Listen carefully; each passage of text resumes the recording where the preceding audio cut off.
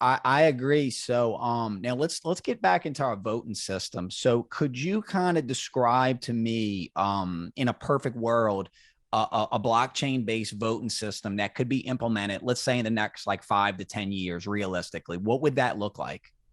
Yeah, absolutely. So a couple of things around this that I want to lay the land on first is that from a political standpoint, right, from a leadership aspect, my goal is to go in and sponsor legislation that creates a framework of trust around the voting system and how we could do blockchain voting. So I wouldn't be picking which blockchain gets used like that. That's a free market exercise, right?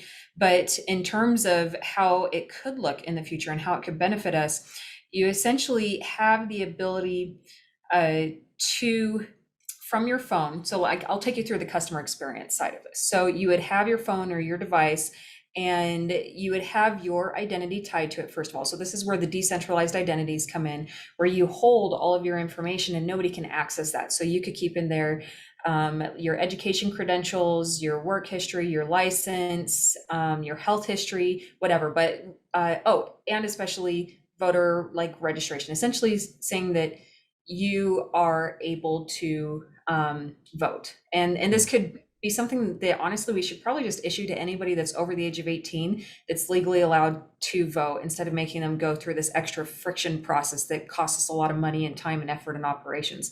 But you can have that all in your wallet that you take with you.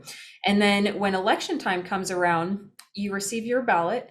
And from there, you would have your candidates listed. In my mind, if we were going to take it one step further, features that I would like to see is the ability to click into that candidate, go to their website, see what their positions are, be able to read about them and give you that material easily on hand, I think would be incredibly helpful. And so you can go through, you can say, okay, here are the candidates that I want.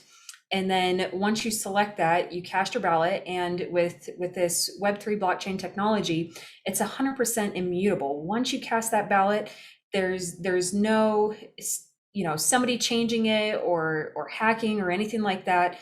People that say that they're really not being productive to the conversation. They're expressing fear and concern, right? It's not so when we move beyond that, they cast that, and there's a way that we can apply double encryption technology, and there's other pieces of technology that do this, but in my mind it would be double encryption. And so it protects the identity of the person that cast the ballot. And the reason I think that that's important is because people do have a right to personal privacy. We don't always need to see who voted for who. All that we need to know is that that individual was a real individual that was legally allowed to vote, and the little tally mark to put next to what candidate's name. And then once you have that, you can easily go back and audit it. You can see in real time the results of who's winning, instead of this